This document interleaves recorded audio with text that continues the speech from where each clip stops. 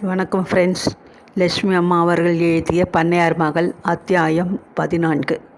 2 தினங்கள் ஓடி சென்றன.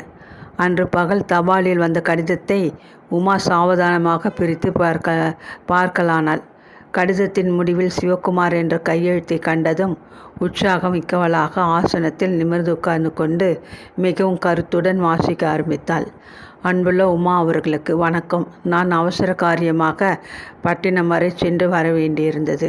புறப்படும் முன் தங்களிடம் தெரிவிக்க இயலவில்லை. கடிதத்தை நகரத்தில் நான் தங்கியிருக்கும் நண்பர் இல்லத்திலிருந்து எழுதுகிறேன். நிற்க. தங்களுக்கன்று வாக்களித்தபடி குருமூர்த்தி அவர்களின் கடந்த கால வாழ்வை பற்றி மிகவும் கஷ்டப்பட்டு சில உண்மைகளை கண்டுபிடித்திருக்கிறேன். உங்களிடம் இதை விரைவாக செய்து முடிப்பதாக ஒத்துக்கொண்டிருந்த போதிலும் இந்த வேலை அவ்வளோ சுலபமானதாக இருக்கவில்லை என்ற உண்மையையும் நான் ஒப்புக்கொள்ள வேண்டியுள்ளது.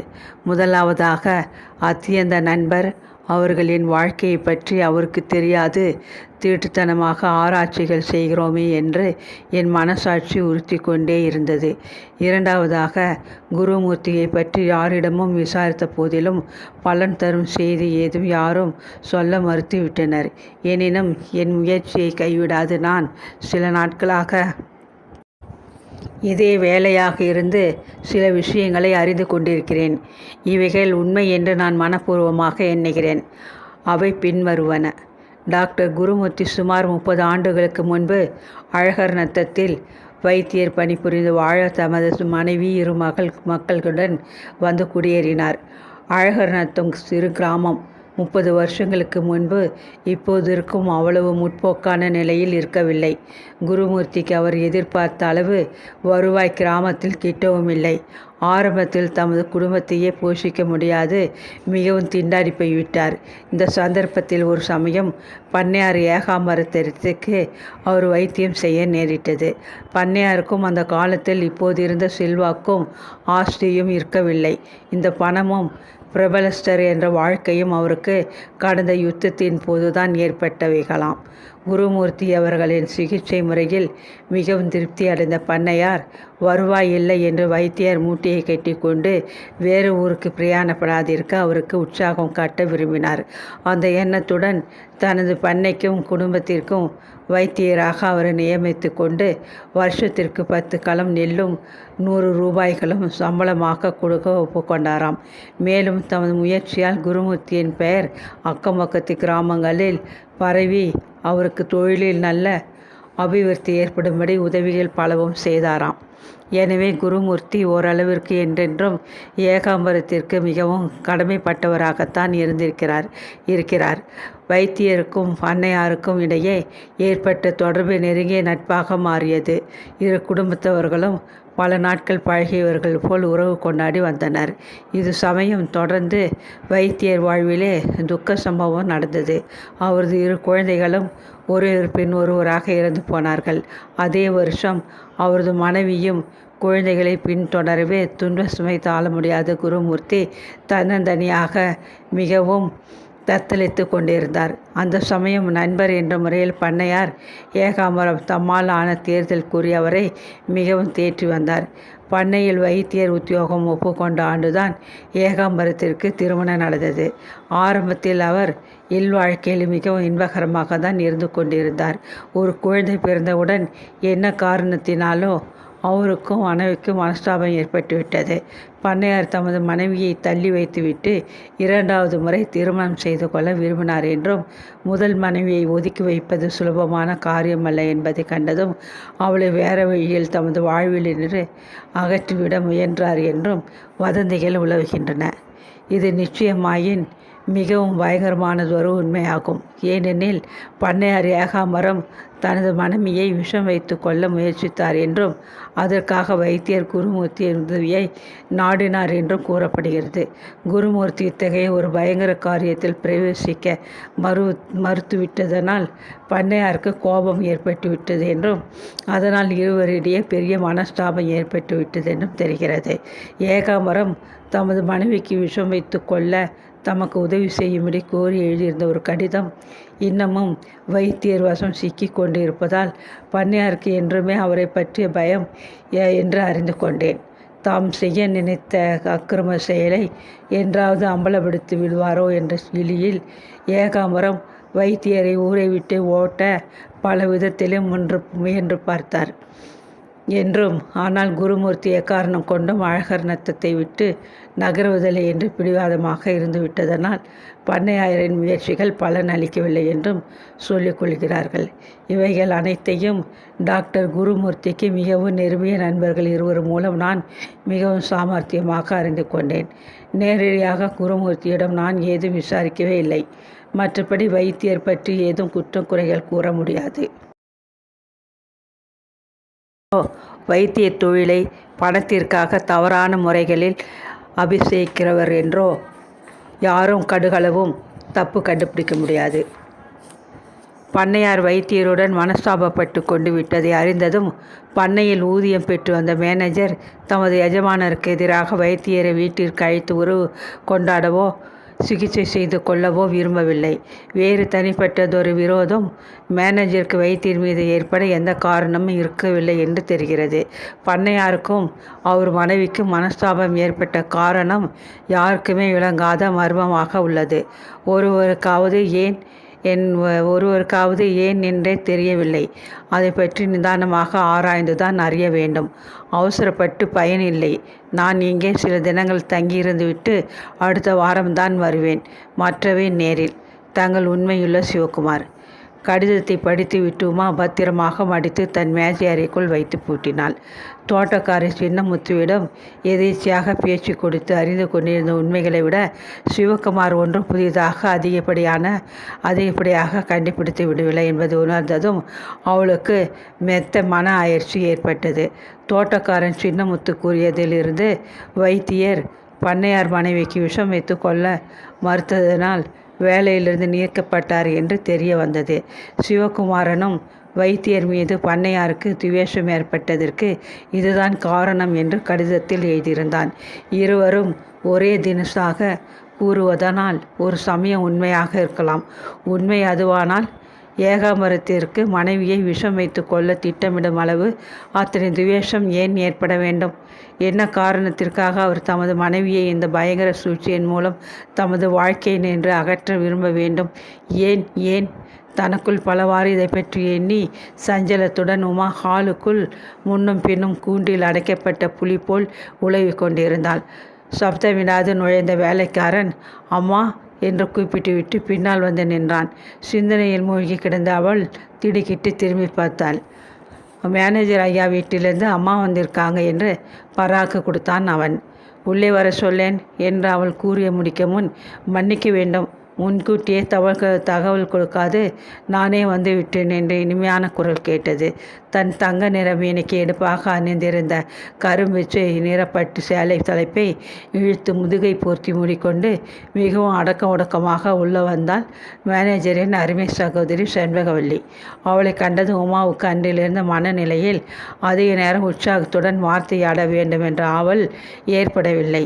எனினும் வலிய வீடு தேடி வந்த பெண்ணிடம் அவள் தன் உள்ளத்துணர்ச்சிகளை வெளிப்படையாக காட்டிக்கொள்ள விரும்பவில்லை.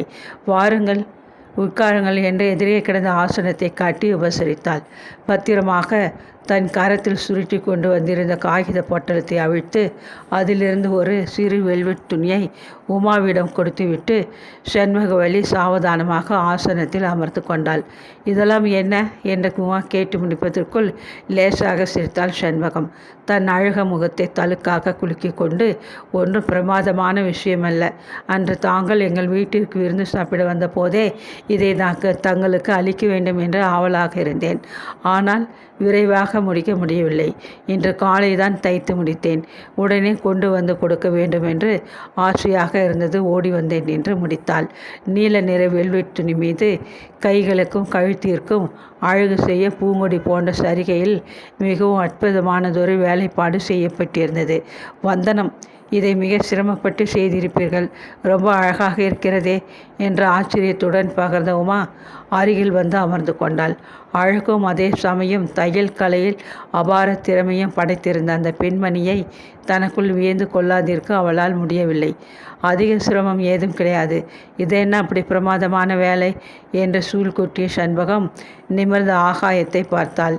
மனம் போல் வெடித்திருந்த சுவரையும் காரி உதிர்ந்த செங்கல் தெரிய நின்ற கூரை முகட்டையும் அசட்டையாக கண்காணித்துவிட்டு, இப்பொழுது நடந்தது போலிருக்கிறது, ஆனால் வருஷம் எப்படி ஓடிவிட்டது என்பது இவைகளை பார்க்கும்போது தான் தெரிகிறது என்று ஊடகமாக தனக்குள் மெல்ல பேசிவிட்டு பெருமூச்சு விட்டாள். என்ன கூறுவதற்கு இந்த பூர்வ பிடிகை போட்டாள் என்பதை உமாவினால் சிறிதும் உணர்ந்து கொள்ள முடியவில்லை. எனவே நீங்கள் சொல்வது எனக்கும் விளங்கவில்லையே, ஒன்றும் விளங்கவில்லையே என்று ஆவலுடன் கேட்டாள். சண்முகவல்லி தன் வரிசை பற்கள் தெரிய மெல்லியதாக புன்முறுவல் செய்தாள். சில சமயம் நமக்கு திடீரென்று எதையோ பார்த்தால் கடந்து போன சில சம்பவங்கள் கோர்வையாக அதன் மூலம் தொடர்ச்சியாக ஞாபகத்தில் வந்து விடுகின்றன இல்லையா? பழுதாகி விட்டிருக்கும் இந்த சுவரையும் பெயர்ந்து கிடக்கும் காரை பூச்சையும் பார்த்தேன். உடனே தொடர்ந்து இந்த வீட்டை கட்டி முடித்ததும் உங்கள் தகப்பனார் நடத்திய கிரகப்பிரவேசம் ஞாபகத்திற்கு வந்தது. அப்படியென்றால் நீங்கள் என்று உமா பேச வாயை திறக்க முன் சண்பகவல்லி எதிரே இருந்த ஜன்னல் வழியே தெரிந்த தோட்டத்தை விரித்து பார்த்த வண்ணம் பேசலுற்றாள். நான் விதவியாகி விட்ட பின்னர் எங்கும் செல்வது கிடையாது. ஆனால் உங்கள் தந்தை இந்த வீட்டை கட்டியதும் மிகவும் அமர்க்கலமாக கிரகப்பிரவேசம் நடத்தினார். எங்கள் வீட்டில் என்னை தவிர பெண்கள் யாரும் இல்லாததினால் நான் கட்டாயம் தங்கள் வீட்டு கிரகப்பிரவேச வைபவத்திற்கு வந்தாக வேண்டும் என்று உங்கள் தாயார் என்னை மிகவும் பலவந்தப்படுத்தினார்கள். அன்றுதான் முதலாக நான் வீட்டை விட்டு வெளிக்கிளம்பி ஒரு வைபவத்தில் கலந்து கொண்டேன் என்றால் மிக இல்லை. வீட்டை கட்டி முடித்த பண்ணையார் மிகவும் விமர்சையாக கொண்டாடிய வைபவமும் அதுதான் முதலாவதாகவும் அதுவே கடைசியாகவும் இருந்தது என்று கூறிவிட்டு மீண்டும் ஒரு பெரிய பெருமூச்சு விடுத்தாள். அப்படியா என்று கேட்டவுமா நன்றாக நிமிர்ந்து உட்கார்ந்து கொண்டு ஆவலுடன் செண்பகத்தின் முகத்தை பார்த்தாள். இன்னும் ஏதாவது தொடர்ந்து அவள் பேசப் போகிறாள் என்று எதிர்பார்த்ததினாலே என்னவோ பண்ணையார் மகளிர் நெஞ்சு படீர் என்று ஆவல் துடிப்பில் அடித்து கொள்ள தொடங்கியது. கிரகப்பிரவேசத்திற்கு பிறகு இந்த மாளிகையில் எவ்விதமான சுப காரியமும் நடக்கவில்லை. திருமணம் நடந்த சில வருஷங்களிலேயே அவருக்கு இல்வாழ்க்கை கசந்து விட்டது என்றால் சண்பகம். உமாவுக்கு குறுக்கிட்டு ஏதோ கேள்வி கேட்க வேண்டும் என்று ஆவல் ஏற்பட்ட போதிலும் சொல்ல வந்ததை சொல்லட்டும் என்று பிடிவாதமாக இருந்தாள். செண்பகம் மறுபடியும் சோகமயமானதொரு பெருமூச்செறிந்தாள். ஊரில் பலர் இவைகளை எல்லாம் பற்றி பலவிதமாக பேசக்கூடும். ஆனால் உண்மை பண்ணையார் குடும்பத்துடன் நெருங்கி உழைத்து கொண்டிருந்த என் சகோதரர் ஒருவருக்கு தான் தெரியும். இறந்து போன உங்கள் தாய் ஓர் அசடு. உங்களிடம் உண்மையை கூறிவிட்டு சென்றிருக்கலாம். ஆனால் பண்ணையார் ஏகாம்பரம் அதற்கு பிறகு கடைசி வரை அந்த விஷயத்தை பற்றி யாரிடமும் பேசியதில்லையாம். மனம் உடைந்து வாழ்க்கையில் விரக்தி அடைந்தவராக அவர் தமது எஞ்சிய நாட்களை கோயில் திருப்பணிகள் பொதுநல சேவை முதலியவற்றிற்கு அர்ப்பணித்து கொண்டிருந்தார். வாழ்க்கையிலே கொஞ்சமும் உற்சாகமில்லாது நடைப்பிணமாக அவர் வாழ்ந்து வந்ததினால்தான் பணமும் அந்தஸ்தும் இருந்தும் எத்தனையோ முறைகள் என் தமையன் வேண்டிக் கொண்டும் இந்த மாளிகையை பழுது பார்க்க கூட விரும்பாது இந்த பாழான நிலைக்கு வந்துவிட இதை புறக்கணித்து விட்டார். அண்ணாவுக்கு மட்டும் மனம் அடித்து கொள்ளும். ஐயா எவ்வளவோ ஆசையுடன் தமது அருமை மனைவியோடு இன்பமான இல்வாழ்க்கையை நடத்தப் போவதாக கட்டினாரே இந்த மாளிகையை அது இடிந்து தரைமட்டமாகும்படி அலட்சியமாக பழுது பார்க்காது விட்டுவிடலாமா? நாளைக்கு வாரிசாக வரப்போகும் புத்திரிக்காவது வசிக்க வசதியாக இருக்க வேண்டாமா என்று சொல்லி அடிக்கடி என்னிடம் வருத்தப்படுவார். பண்ணையாரிடம் மாளிகையை பற்றி எது சொன்னாலும் விட்டுவிடப்பா, ஏன் கவலைப்படுகிறாய்? என் வாழ்க்கையே சீர்கிட்டு பாழாகி போனது. அதை நான் பழுது பார்த்து சீர்திருத்து கொள்ளவில்லை. கேவலம் இந்த வீட்டை பற்றி ஏன் வருந்த வேண்டும்? இருந்து மண்ணோடு மண்ணாக போகட்டும் என்று விரக்தியாக கூறிவிடுவாராம். ஒரு சமயம் வாழ்க்கையில் அவருக்கு திருப்தியும் இன்பமும் நிலவி இருந்தால் இன்னும் நீண்ட காலம் உயிரோடு இருந்தாலும் இருந்திருப்பார். துக்கமும் மனவேதனையுமே அவரை நாளடைவில் அரித்து கொண்டு விட்டன என்றால் தனது பெற்றோரின் இடையே ஏற்பட்ட மனஸ்தாபத்தை பற்றி குறிப்பாக அப்படி சுற்றி வளைத்து அவள் பேசுகிறாள் என்பதை உணர்ந்து கொண்ட உமாவின் நெஞ்சு எந்த நிமிஷமும் நின்றுவிடும் போல் வேகமாக துடிக்கத் தொடங்கியது. எத்தனை கட்டுப்படுத்தியும் அவமானத்திலால் முகம் சிவந்து போயிற்று. உடல் முழுவதும் குப்பென்று வியர்த்துவிட்டது. தாங்கள் கூறுவது ஒன்றும் எனக்கு புரியவில்லை. என் தந்தை பல வருஷங்களாக தம் மனதில் மேலா துயரத்தை புதைத்து வைத்து கொண்டு வாழ்ந்தார் என்பதை தங்கள் பேச்சிலிருந்து அறிகிறேன். என்னை பொறுத்தவரை அவரை பற்றி நான் இங்கு வரும் வரை ஏதும் அறியேன் என்று தடுமாற்றத்துடன் சொன்னாள் உமா. உங்கள் பெற்றோரிடையே எழுந்த மனஸ்தாபத்தையும் தொடர்ந்து ஏற்பட்ட பிரிவையும் பற்றி தான் சொல்கிறேன். பண்ணையார் குடும்பத்துடன் நெருங்கி பழக சந்தர்ப்பம் என் தமையன் ஒருவருக்கு தான் இருந்தது. அவர் ஒருவர்தான் மனஸ்தாபத்தின் காரணத்தை உண்மையாக அறிந்தவர் என்று கூறிவிட்டு நிறுத்தினாள். உள்ளத்திலே கொந்தளித்த உணர்ச்சி பெருக்கில் உமாவுக்கு தன் துடிக்கும் இருதயம் வாயினின்று வெளிவந்து குதித்துவிட்டது போல் பிரமை ஏற்பட்டது. மரண தண்டனையை எதிர்நோக்கி நிற்கும் குற்றவாளி போல் அவள் செண்பகத்தின் வாயையே ஆவலுடன் பார்த்து கொண்டிருந்தாள். தலைவிதி பயன் என்பதை தவிர நான் அவர்கள் இருவர் மீதும் குற்றம் சொல்ல மாட்டேன். உங்கள் தாயார் சுபாவத்திலே மிகவும் வெகுளி, கள்ளங்கபடமற்றவர். நீங்கள் சிறு குழந்தையாக இருக்கும்போது அடிக்கடி உங்களை தூக்கி கொண்டு எங்கள் வீட்டிற்கு வருவது வழக்கம். செண்பகம், என் மகளை என் ரங்கதுரைக்கு தான் கட்டி கொடுக்கப் போகிறேன் என்ற ஆசையோடு சொல்வார்கள். நாம் எப்படி தீர்மானிக்க முடியும்? அவர்கள் காலத்தில் தங்கள் வாழ்க்கை துணைவர்களை மணமக்கள் தாங்களே தேடிக்கொள்வது என்று பழக்கம் ஏற்பட்டாலும் ஏற்பட்டுவிடும். நம் காலம் போல் பெற்றோர் தான் குழந்தைகளுக்கு வாழ்க்கை துணைவர்களை தேடி திருமணம் செய்வது என்பது அப்போது பழக்கத்தில் இருக்காது போய்விட்டால் என்ற நான் பதிலுக்கு கேலியாக சொல்வது வழக்கம். செக்கச்செவேல் என்று ராஜா போல் இருக்கிறானே ரங்கதுரை, புத்திசாலியாகவும் காணப்படுகிறான். இவனை கட்டி கொள்ள கொடுத்து வைத்திருக்க வேண்டுமே. நிச்சயமாக இவனுக்கு தான் என் பெண்ணை கொடுக்கப் போகிறேன் என்று மிகவும் ஆசையுடன் சொல்வார். ரங்கதுரை மீதும் என் மீதும் ரொம்பவும் பிரியம். எத்தனையோ அந்யோன்யமாகத்தான் வாழ்ந்தார்கள். வாழும் தலைவிதி அவர்களை பிரித்து வைத்து வேடிக்கை பார்த்துவிட்டது. பண்ணையார் மீதும் நான் குறை சொல்ல மாட்டேன். மொத்தத்தில் புருஷர்கள் எல்லோருமே அப்படித்தான். அந்த சந்தர்ப்பத்தில் நடந்து கொள்வார்கள். இல்வாழ்க்கையில் ஒரு பெண் எந்த விதமான தவறு செய்தாலும் பரவாயில்லை. ஆனால் கணவன் தன் நடத்தையை பற்றி சந்தேகிக்கும்படி துளியும் இடம் கொடுக்கக்கூடாது. உங்கள் தாயாரின் வெகுளித்தன்மையும் கபடமற்ற சுபாவமே அவரது வாழ்க்கைக்கு யமுனாக வந்து சேர்ந்தன. முன்பே உங்களிடம் நான் கூறியிருக்கிறேன் அல்லவா? டாக்டர் குருமூர்த்தி மிகவும் பொல்லாதவர், நடத்தையில் பிசுகானவர் என்று. உங்கள் தாயார் பார்ப்பதற்கு மிகவும் லட்சணமாக இருப்பார்கள். மேலும் இளம் வயது. அந்த சண்டாளன் குருமூர்த்திக்கு பண்ணையார் மனைவி மீது ஒரு கண்.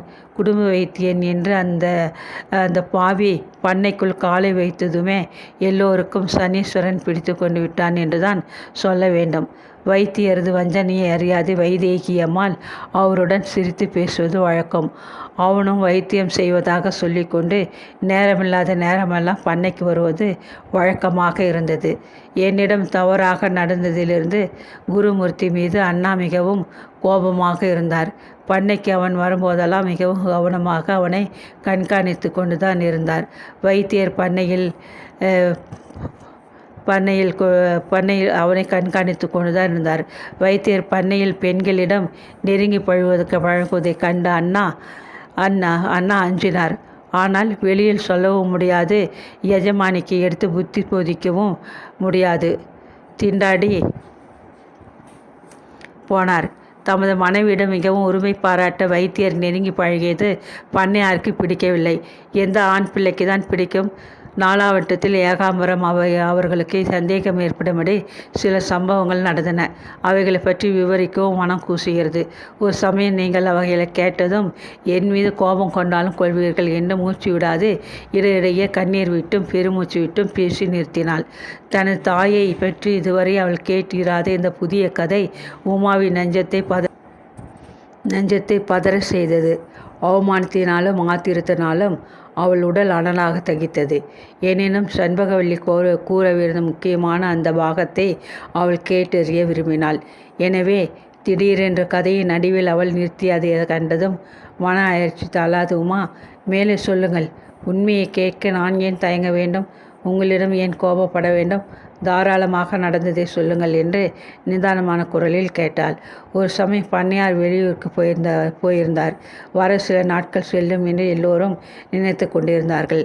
வேண்டுமென்றே ஊருக்கு போன அடுத்த தினமே பண்ணையார் இரவு 10 மணி சுமாருக்கு திடுதிப்பென்று திரும்பி வந்துவிட்டார். அதே சமயம் எஜமானி அம்மாள் வீட்டில் இருக்கவில்லை. அகால வேளையில் தன்னந்தனியாக அவர்கள் வைத்தியர் வீட்டிற்கு சென்றிருந்தார்கள்.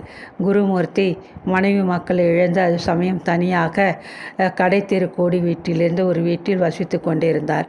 எஜமானி அம்மாள் எங்கே போயிருக்கிறார்கள் என்பது வீட்டில் இருந்த வேலைக்காரர் ஒருவருக்குமே தெரியாதிருந்தது. ஆனால் பண்ணையாருக்கு மட்டும் அவர்கள் வைத்தியர் வீட்டுக்கு தான் போயிருக்க வேண்டும் என்ற சந்தேகம். உடனே கால்நடையாகவே அவர் தனியாக இருட்டில் ஓட்டமும் நடையுமாக வைத்தியர் வீட்டிற்கு சென்று கதவை தட்டினார். வாயிற்கதவை அடைத்து கொண்டு அகால வேளையில் அந்நிய புருஷனுடன் பேசி பொழுதை கழிப்பதை கண்கூடாக கண்ட எந்த கணவனுக்கு தான் சந்தேகம் ஏற்படாது? வைதேகி அம்மாள் கூறிய காரணங்களையோ வைத்தியர் சொன்ன சமாதானத்தையோ பண்ணையார் காதில் போட்டு கொள்ளவில்லை. அன்று தினமே குருமூர்த்தியை பண்ணை வேலையிலிருந்து நீக்கிவிட்டார். மனைவிக்கும் புருஷனுக்கும் இடையே பேச்சுவார்த்தை நின்றுவிட்டது. முடிவில் கை குழந்தையுடன் வைதேகி அம்மாள் வீட்டை விட்டு வெளியேறிவிட்டார்கள். உறவினர்கள் எவ்வளோ சொல்லியும் பண்ணையார் மறுமணம் செய்து கொள்ளவே இல்லை. அதற்கு பின் அவர் யாரிடமும் கலகலவென்று சிரித்து கூட பேசியதில்லை என்று அண்ணா சொல்கிறார் என்று முடித்துவிட்டு உமாவின் முகத்தை பார்த்தாள். தன் தாயை பற்றிய இந்த பழி சொல்லை உமாவினால் தாழ முடியவில்லை. எவ்வளவு கட்டுப்படுத்தியும் அவமானத்தை பொறுக்க முடியாத அவள் கண்கள் கலங்கிவிட்டன. மன்னித்து கொள்ளுங்கள், எனக்கு தலையை சுற்றி கொண்டு வருகிறது. நான் என் அறைக்கு சென்று கொஞ்சம் ஓய்வாக படுத்திருக்க விரும்புகிறேன் என்று படபடவென்று பதில் அளித்துவிட்டு உமா மாடி அறைக்கு ஓட்டமாக ஓடினாள். தன் படுக்கை மீது போய் தொப்பென்று விழுந்தாள். கட்டுப்படுத்த முடியாத துயரத்தில் ஓவென்று வாய்விட்டு அழலானாள். சண்பகவல்லி பண்ணையார் மகளிடம் விடை பெற்று கொண்டு போவதற்கு சிறிது நேரம் கீழே காத்திருந்து பார்த்தாள். பிறகு நேரம் கழிவதை கண்ணுற்று வந்த வழியே தானே சென்று விட்டாள். உமாவின் மனம் நோக பேசிவிட்டோமே என்ற வருத்தமோ பயமோ அவளிடம் சிறிதும் காணப்படவில்லை. அதற்கு பதில் மகிழ்ச்சி நிறைந்த அழகிய புன்னகை ஒன்று அவளது பவழ இதழ்களில் நடம் புரிந்து கொண்டிருந்தது.